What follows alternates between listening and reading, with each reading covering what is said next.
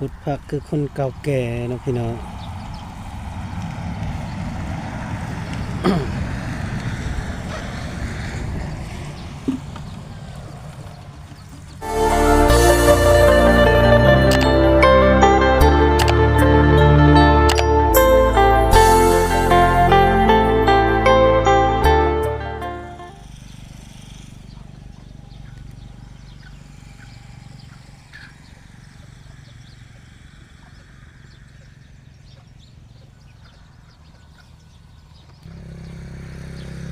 อ้าวครับทักทายสบายดีพ่อแม่พี่น้อง FC เบิร์ดสุขูสุคนต่างฝั่งไทยและฝั่งลาวและต่างประเทศนำเด้อเนาะยินดีต้อนรับเข้าสู่ซองของบ่าวแก้วชาแนลคือเก่าพี่น้องเอ้ยมื้อนี้บ่าวแก้วก็มาหาน้องไฟฟ้าคือเก่าพี่น้องเอ้ยเพราะว่าบ่าวแก้วสิฟ้าน้องพุทธพักแล้วก็บ่าวแก้วก็สิมาเบิ่งพักที่บ่าวแก้วปลูกไว้นะมันแตกระบอหรือว่ายังแล้วก็บ่าวแก้วก็สิมาเบิ่งเนาะพี่น้องเนาะเพราะว่าบ่ได้มาหาน้องเพิ่นก็2มื้อแล้วพี่น้องเอ้ยก็เลยมื้อนี้ก็บ่าวแก้วก็ลงมาเนาะพี่น้องมาหาเพิ่นแต่เช้าพี่น้องเอ้ยตอนนี้ก็ประมาณก็7 โมงพี่น้องหน้ายุ่งหน้าย่องอยู่พี่น้องเอ้ยขี่รถมาก็บ่แม่นง่ายเนาะบักไกลๆนึงเนาะพี่น้องแต่ว่าบ่าวแก้วก็มาหาน้องเพิ่นเนาะตอนนี้ก็อยู่ที่บ้านน้องไฟฟ้าแล้วพี่น้องเอ้ยแล้วก็มีแม่ มาเบิ่งเนาะพี่น้องเนาะอยากน้องเพิ่นฮดหรือบ่ยังบ่ฮู้เนาะพี่น้องเอ้ยแม่เฮ็ดหยังแม่สบายดีโดยอีพ่อบ่ได้อยู่บ่แม่เราเมื่อน้ำไผน้ำเบาลี่เพิ่นได้อันทางน้ำนั่นแล้วบ่แม่โดยค่อยว่าสิไปบ่ได้ไปซ้ำว่าสิเอาอันสิพาน้องสิพาไปนำบ่ได้ไปมื้อนั้นนะแล้วก็บ่ฮู้เฮือนแน่เข้มทางใหญ่บ่อนเขาเจ้าขายอันมะพร้าวนํบ่เบื้องครัวบ่ไปแต่นี่นะเบื้องซ้ายนี้ซ้ายมือเนาะโดยอยากไปอยู่ว่าสิพาน้องไปก็มื้อนั้นก็มีเวียกอีกก็เลยเมื่อก่อนโดยขอบใจพี่น้องเอ้ยพอสร้างเพิ่นบ่อยู่เนาะพี่น้องสวนผักของบ่าวแก้วกับน้องไฟฟ้าเนาะสิเข้าไปเบิ่งพี่น้องเอ้ยเป็นจังได๋น้ำบ่าวแก้วอยู่สิฮดจังหน่อยผักบุ้งผักบุ้งเริ่มแตกแล้วพี่น้องเอ้ยเด้แตกแล้วนี่ผักบุ้งแตกแล้วพี่น้องเอ้ยยังอีกประมาณทิศเด้อมันใหญ่แล้วนี่ฮะแตกยังบ่ยาวพี่น้องเอ้ยมันกำลังแตกนี่ก็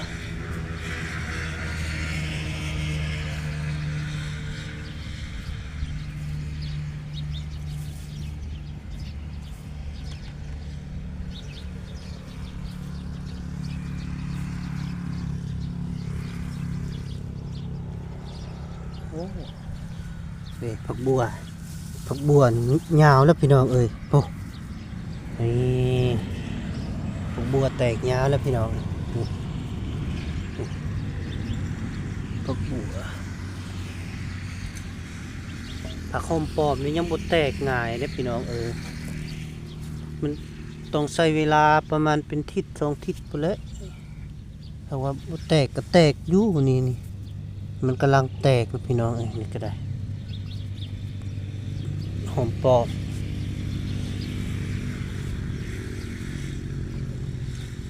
อันนี้จักผักอย่างเบานิ้วเราอันหวานแตกแล้วนี่พี่น้องประกาศส้มดอกเลยประกาศส้มดอกเพราะว่าสิปลูกที่นี่นานนี้ยังทันปลูกนะพี่น้องเพราะว่าสิ เอาผักกาดนะมาบงใส่ก็มีผักบัวนะผักบัวถือว่าแตกเบิดเลยผักบัวถือว่าโอเคแหละพี่น้องเลยแตกครับมันอีก2 ทิศ 3 ทิศก็ได้กินแล้วอันนี้บัวมันแตกไว้พี่น้องเลย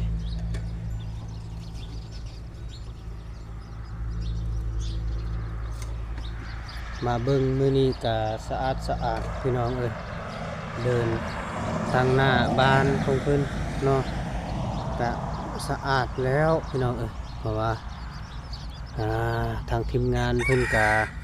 โอ้คือเบาบี้ยังเพิ่นมาก็อนามัยซอยนำพี่น้องเนาะ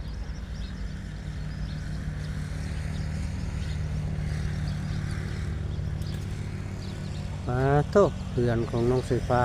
สวยงามพี่น้องเอ้ยสวยงาม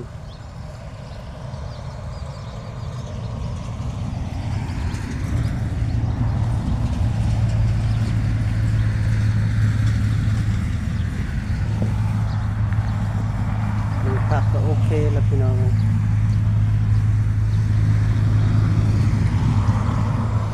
มีแต่ว่า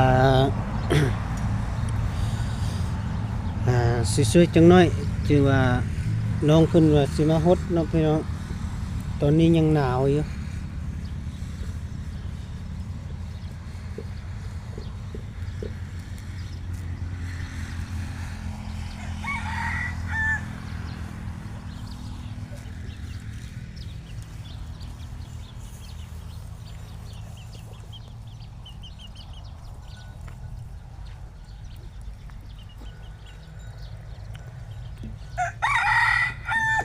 เมียพ่อสร้างกำลัง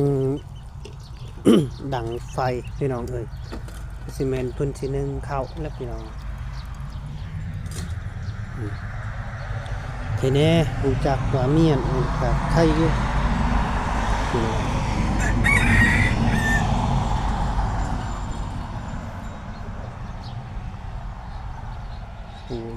สายครับก็มาสายนี่ขึ้นมาทรงแล้วสายนะพี่น้องเพื่อนน้องเพิ่นก็สิสำเร็จ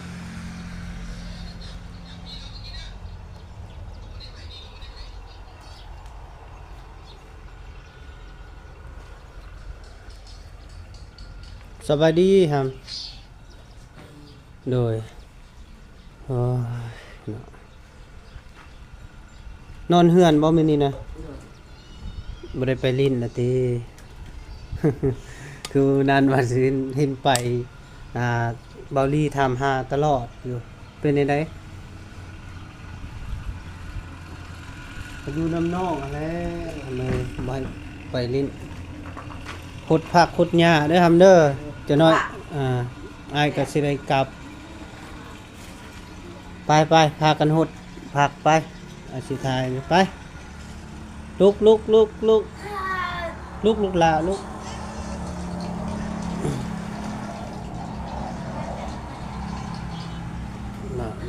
โอเคแน่แหละสะอาดสะอ้างเนาะบอลเพิ่นก็ได้ไปลูกละไปเลยสิได้หดนานละซองอันซองบัวแล้วก็ได้แล้วซุ่มก็โหดจะน้อยพ่นสิตก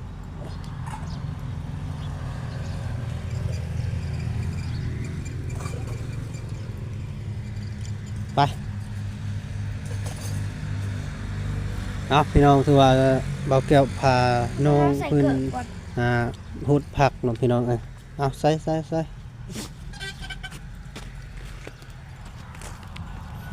พอดีแหละเมียพอสร้างก็ล้างถ้วยแล้วก็เข้าไปเอาบัวก่อน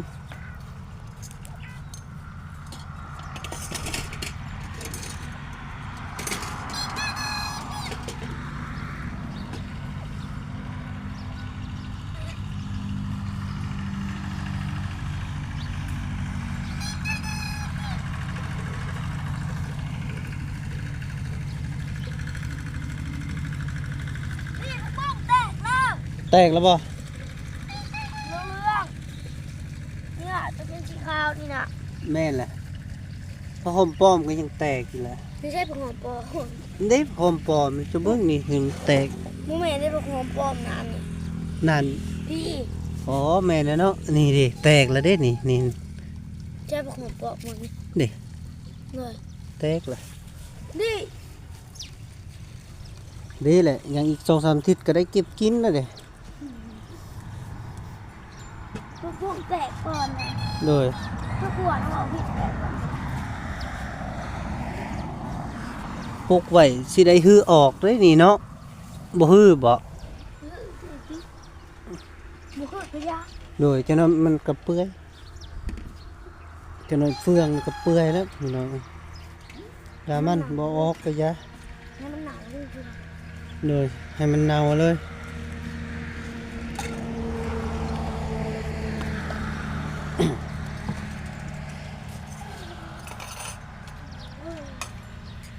เขาขี่รถทีมือเล่นนี่ เห็นหยัง แล้ว ลมไอ้เบิ่งเลยเกือบไปตำรถเบายังเกาะ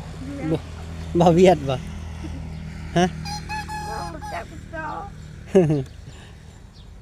วันนี้บอกโง่เลย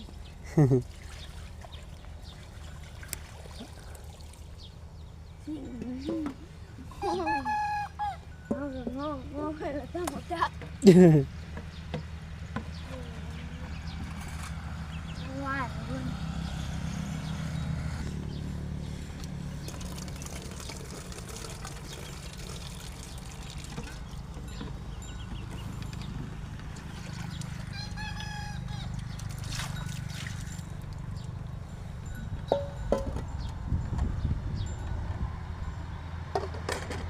ไปซุปบัดนี้ครับ หนาวเลย นางออกกำลังกายพอดีแล้วสวงเลย คือมื้อนั้นเหือดแตกเห็นบ่แต่ว่าถึกน้ำก็อุ่นแล้ว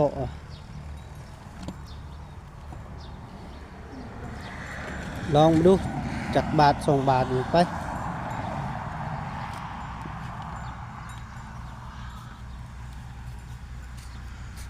เอาเกี่ยม เขา ฮึบเอากามก่อน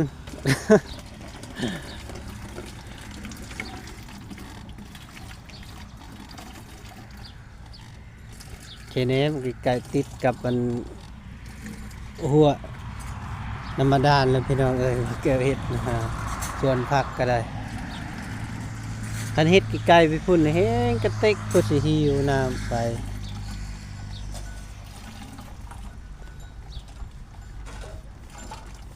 เก็บซื้อเบื้อง เจ็บมือ ซื้อมาเองเลยนะเก็บมือเขาก็จะไม่ไผ่ไม่เกี่ยวทีมาเลยเขาแต่เขาไม่เขามึงไม่ไผ่เลย เลย มึงเขาบอก เอาไปสู้ไปนุ่มครับน้องเก็บมือฮะเอาส่องให้น้องเฮ็ดมันนี่พดนี่เด้อแต่ละมือนะตอนแรงตอนเช้าตอนแรงนี่ฮดตอนเที่ยงบ่ฮดก็ย่ายันมันตายเลยน้องบุญทวีมาหาสูบน้ำทำไปโต่งให้มันถึกแม่โต่งให้มันถึกโดย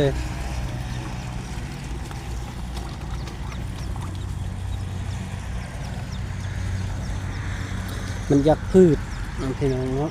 สูบมันบ่นะสะดวกคนใด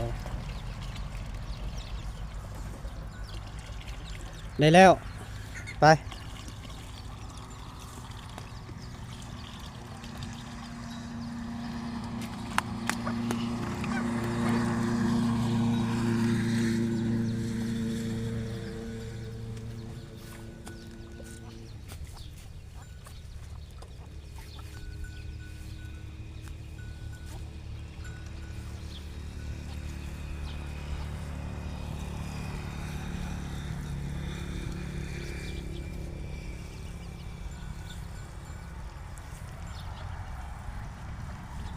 พุทธพักคือคนเก่าแก่เนาะพี่น้อง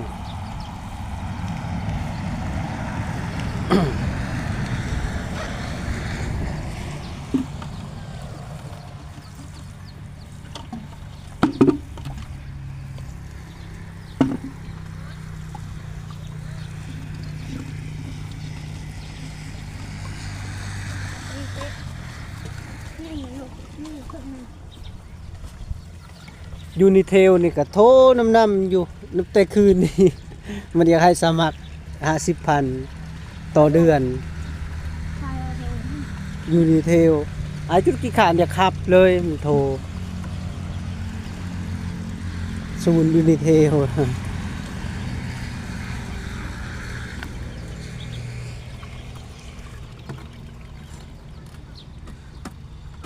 Này chị mấy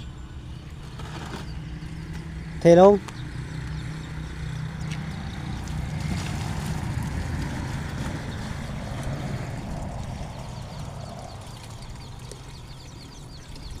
gì à?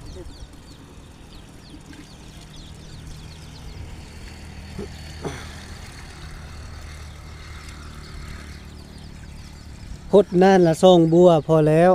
นานน้อย Mà tàu cứ tí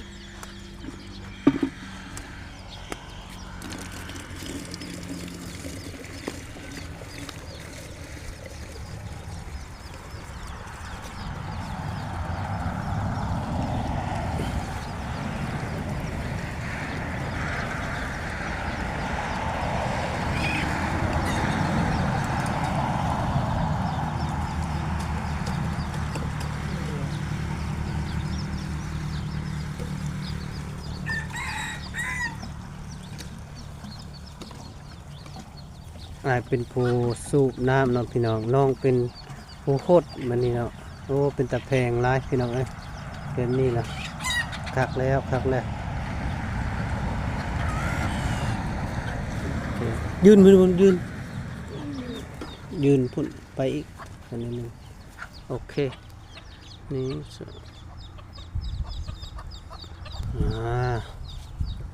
อย่าชกตา พี่น้องเอ้ยเพราะว่า ดอกแก้วพาน้องเพิ่นหดพักของพี่น้องก็ถือว่าเรียบร้อยแล้วพี่น้องเอ้ยต่อไปนี้ก็ขออวยพรทาง FC ที่รับเบิ่งรับชมเนาะจงมีสุขภาพเข้มแข็งอย่าเจ็บอย่าจนเด้อพี่น้องเด้อเพราะว่าดอกแก้วก็สิได้กลับเมื่อเพื่อนแล้วพี่น้องเอ้ยเพราะว่าดอกแก้วก็มาแต่เช้าเลยมื้อนี้ก็ได้ดอกแก้วก็สิได้กลับเมื่อแล้วพี่น้องเนาะไปนี้บอกแก้วก็ได้จบคลิปเนาะฝากติดตามขั้นตอนต่อไปเนาะเป็นจังไดเนาะทางสองไอ้น้องตาเฮาเนาะพี่น้องเนาะขอบใจเด้อ